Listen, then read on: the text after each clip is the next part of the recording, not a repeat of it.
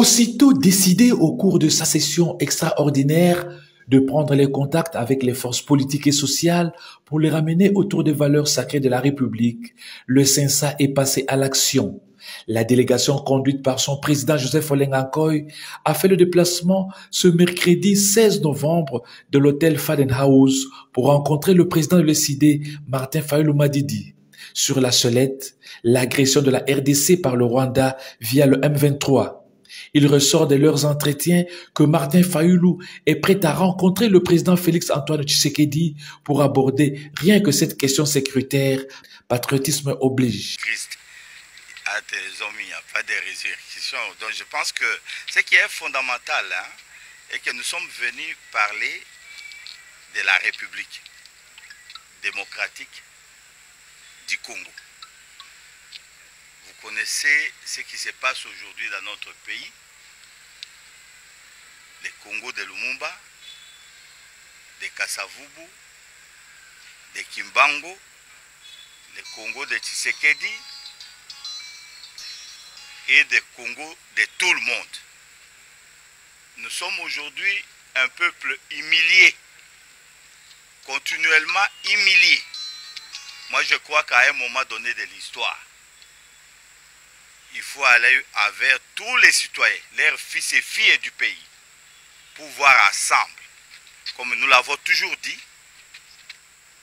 la valeur d'un homme politique, ce n'est pas par rapport à sa taille, c'est sa capacité de raisonnement pour résoudre les problèmes qui agressent le pays. C'est comme ça que nous avons pensé utilement venir voir le président Fayulu pour discuter avec lui sur le Congo. Ce que je dois vous dire, nous sommes surpris de sa grande ouverture. Parce qu'on ne peut pas arriver à trouver des solutions du pays sans la cohésion interne. Et dans la cohésion, il faut essayer qu'on aime, essayer qu'on n'aime pas, pourvu qu'il soit des citoyens de ces pays-là. Dans la cohésion, il faut que tout le monde, que tu sois au pouvoir, que tu sois dans l'opposition ou ailleurs, il faut à un moment donné, il faut que les gens se parlent, qu'ils discutent autour des valeurs de la République, pour voir qu'est-ce que nous devons faire pour sauver notre pays. Vous savez, nous avons vu le Soudan. Les gens croyaient que c'était un dessin animé. Et vous voyez qu'aujourd'hui, le Soudan est divisé. Il y a le Soudan du Sud, il y a le Soudan du Nord.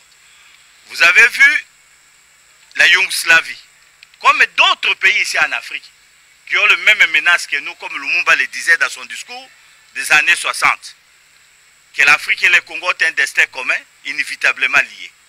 Voilà, chers amis, c'est pour ça que le CENSA est venu toquer dans la porte du président Fayulu pour lui demander quelle est la lecture qu'il fait de la situation et comment il attend pour qu'il y ait des solutions.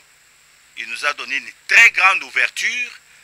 Une très grande ouverture. Le président Fayulu l'a déclaré haut et fort pour l'intérêt de la République. Il est prêt à rencontrer son frère Tshisekedi et quoi que ce soit pour parler du dossier du pays. Pas autre chose, il n'a pas parlé du partage du pouvoir, il n'a pas parlé de quoi que ce soit, mais qu'on parle du pays. Et je crois que c'est la plus bonne nouvelle que moi j'ai eue et je crois que ça sera quelque chose que l'opinion pourrait être content de voir les deux frères, les 3, les 4, les 5, les 8, les 10, les 20, qui peuvent être ensemble pour parler du Congo. Voilà pourquoi nous sommes. Peu avant, l'équipe de Joseph Olenga Nkoy avait échangé avec le président honoraire du Sénat, Léon Kengo-Wadondo, qui a mis sa riche expérience d'homme d'État au profit de la paix à retrouver dans le pays. Il faut dire que le CENSA entend poursuivre sa démarche auprès d'autres acteurs actifs du pays.